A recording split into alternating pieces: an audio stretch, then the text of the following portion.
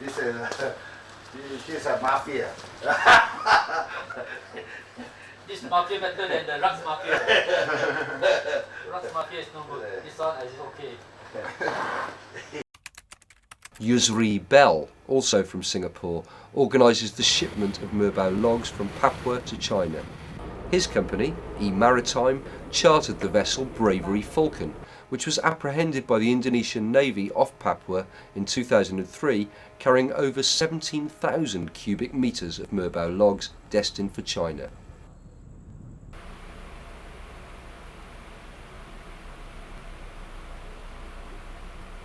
Who is chartered this ship?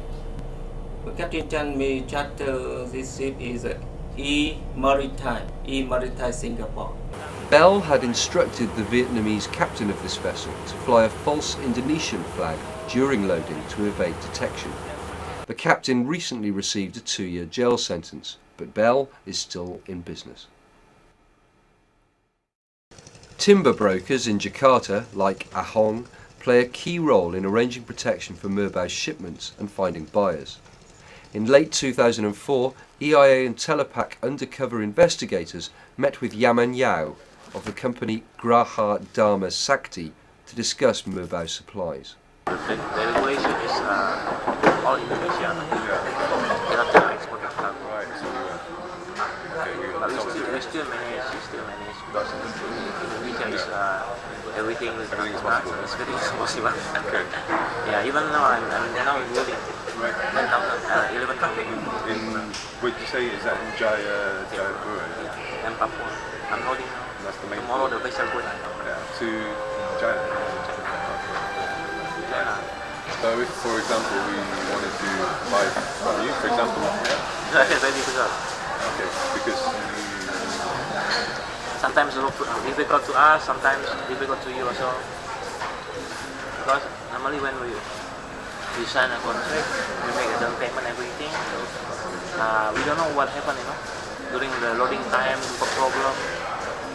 Yeah, this is a problem. So there are people here in Bali who give an extra payment to it, and they use their ways of making sure that things are smooth. Yeah. Is that expensive to do it? I'm not really sure, but I heard it's about $50 for one cubic. But very smooth, so everything nobody will reach the things will reach the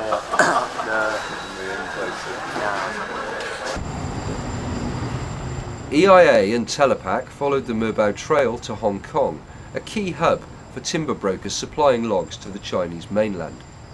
One such broker is Salman Shiu, boss of the company Great Win Asia, which has a branch in Java, Indonesia. During the course of an hour-long meeting, Shiu explained how Merbau from Papua is smuggled into China using fake Malaysian documents to supply flooring factories near Shanghai. All the export from Jaipur, from Indonesia, like a smuggling. Using the Malaysian shipping company. So the origin of it, they can change the origin. They make the whole step. The origin, the whole step of Malaysia. Export of this. From Hong Kong, EIA and Telepac travelled to the mega city of Shanghai, at the heart of China's economic miracle. In the nearby port of Zhangjiagang, the investigators met up with Shiu and observed piles of Merbau logs from Indonesia. So these are all Merbau logs? Huh? These are all Merbau logs? Yeah, all Merbau. All from Indonesia or from PNG. Only very little from Malaysia. But those Merbau logs from Indonesia, all with the document from Malaysia. All from, because Malaysia already lost so many Merbau logs. Right. Already lost so many. But in Indonesia, in Papua, still many Merbau logs. This kind of tree, nearly 100 years old. 100 years old? Yeah, with this 1 meter diameter, 90 years, 100 years.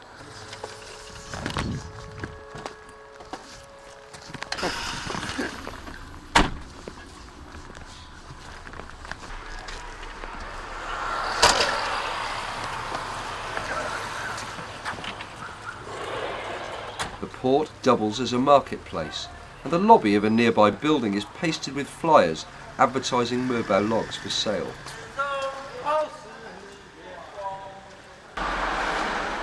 Merbau. Big diameter. Arrived in September 15. 5,000 CBM. But they are only 5,000 CBM.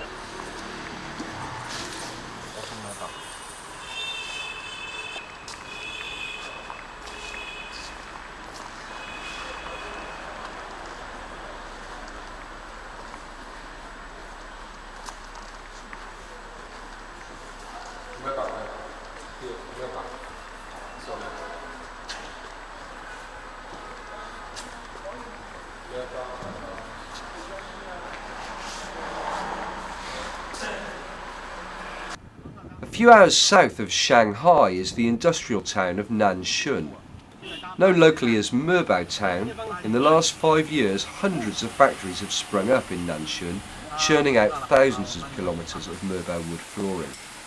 There are over 200 sawmills in the town processing Merbau logs, the vast majority of which have been stolen from Papua.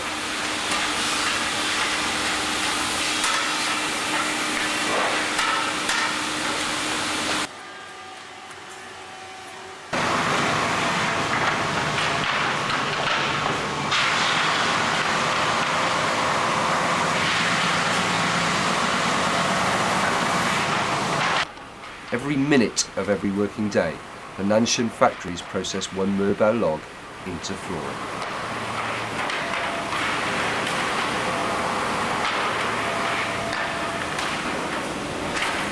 While much of the Merbau flooring is used domestically to feed China's construction boom, many of the factories also export to overseas markets such as the US and Europe.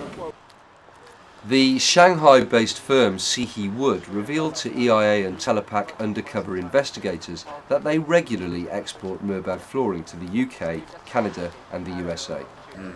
For Merbau, I think every month we export about 20,000, 25,000, I think. 25,000 square meters. And that's most. Is Merbau already?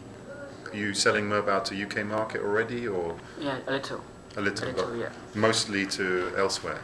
Mostly, I think, to Canada. To Canada. Canada and the United States, mostly. How to say Canada and the United States? How to say? Yeah, about cover about 70% of our sales volume, so mostly. 70% of. Yeah, of all our sales volume. Right. So UK maybe 5%. I'm not sure. It's very nice. It is very nice. Shipping documents confirm recent shipments of Merbau flooring from Sihe to Canadian firm Goodfellow, which distribute the flooring across North America.